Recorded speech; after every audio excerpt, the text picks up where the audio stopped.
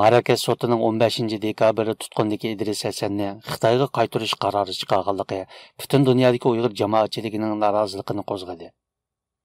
Marrakesh soti bu yil 7-oydan buyon Marrakeshda tutib turilayotgan kompyuter injeneri va Uyg'ur kishilik huquq faoliyatchisi İdris Hasanning delosi ustidan ochiladigan sotni ilgari-keyin bo'lib bir qancha qitim kechiktirgan.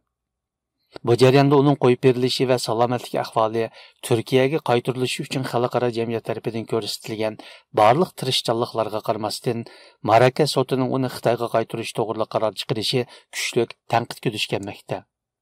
Bugun yana 16 dekabr kuni Turkiya, Norvegiya va Amerika qatorliq davlatlardagi Uyg'ur jamoati shu davlatlarda turishliq Marrakesh elchixonalari oldida keng ko'lamdagi norozilik namoyishi uyushtirib, Marrakesh hukumatini ayblagan, ham ularni bu xato qarorini darhol o'zgartirishga chaqirgan.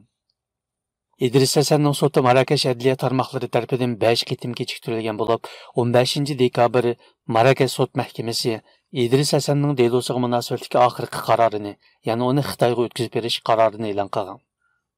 İdris Hasan Xitoy hukumatining talabi bilan Marrakesh davlat xavfsizlik xodimlari tomonidan bu yil 19 iyul Marrakeshning Casablanca aydirumida qo'lga olingan edi. Ma'lum bo'lishicha, İdris Hasan tutilgandan keyin Interpol, ya'ni xalqaro saqchi tashkilotining uning ustidan chiqargan tutish buyrug'i amaldan qoldirilgan. Birlashgan Davlatlar Tashkiloti uni kishilik huquq faoliyatchisi deb qo'g'dash doirasiga kirgizgan ekan. Uning qo'yib berilishi uchun xalqaro kishilik huquq organlari, Amerika qatorli g'arb ellarining Marrakeshdagi elchixonalari va advokatlar jiddiy harakat qilgan bo'lsa-mu, biroq hech bir natijasi bo'lmagan. Kuzatuvchilar Marrakeshning bu qarorida uning Xitoy bilan bo'lgan quyuq iqtisodiy munosabatining rol o'ynaganligini faraz qilishmoqda.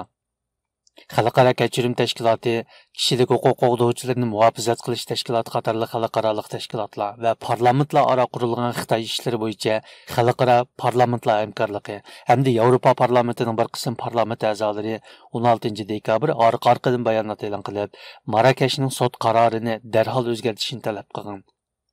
Amerikadagi Uyg'ur kishilik huquq qurilishi Amerika tashqi ishlar ministrligi bilan aloqalashgan.